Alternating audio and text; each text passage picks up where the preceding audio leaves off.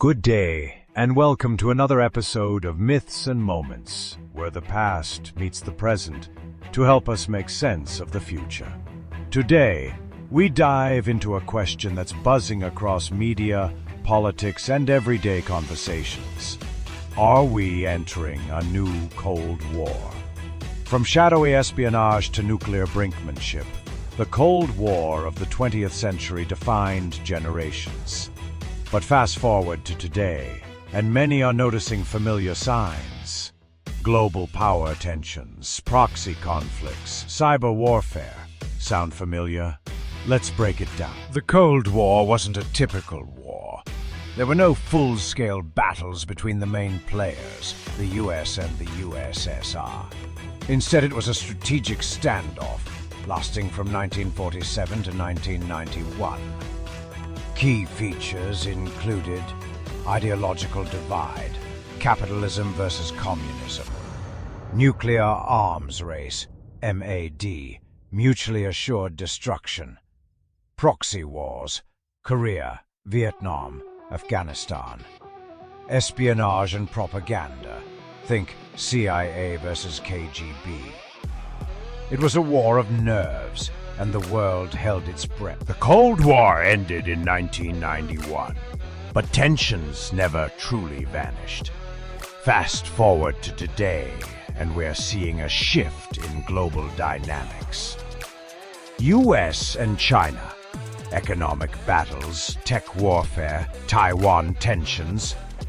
Russia and the West, Ukraine war, energy politics, NATO expansion. Iran and Israel, proxy conflicts, nuclear concerns. This time, it's more than ideology. It's power, resources, and influence. The Cold War ended in 1991, But tensions never truly vanished.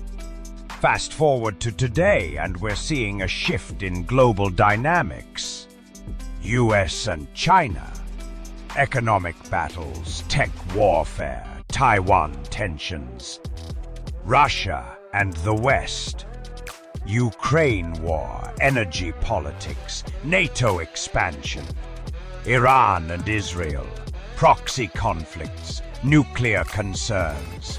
This time, it's more than ideology. It's power, resources, and influence. So how does today's world echo the Cold War? Here are the major parallels. 1. Proxy conflicts. Then Vietnam and Afghanistan. Now Ukraine, Yemen, Syria. 2. Arms buildup. Then nukes. Now hypersonic missiles, cyber weapons, AI. 3. Spy games. Then espionage. Now surveillance, hacking, and cyber leaks. 4. Global alliances. Then NATO versus Warsaw Pact. Now NATO versus BRICS-like groupings. 5. Information wars. Then propaganda posters. Now disinformation campaigns on social media. But this isn't a copy-paste of the 20th century. Here's what's changed. Technology. Cyber attacks can now cripple countries without a single shot fired. Climate and resources. Wars may be fought over water, not just territory. Public awareness. Social media amplifies voices instantly, but also spreads chaos. Non-state actors, hacktivist groups, corporations, and extremist cells play larger roles. In short, the battlefield has expanded, digitally, globally, and ideologically. So what's at stake? More than we realize. Nuclear escalation.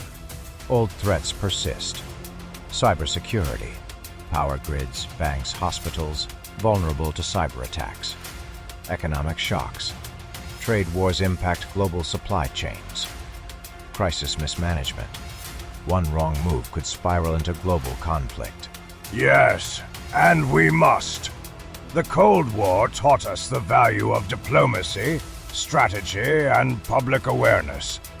Today's leaders face the same choice: escalation or negotiation.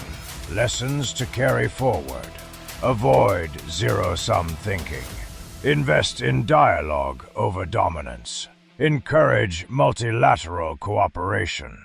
As history speaks, it reminds us that the choices of the past shaped our world. The Cold War ended not with bombs, but with dialogue and vision. Today, we have new tools, new leaders, and a new generation rising. But the core question remains: will we choose fear or wisdom? What do you think?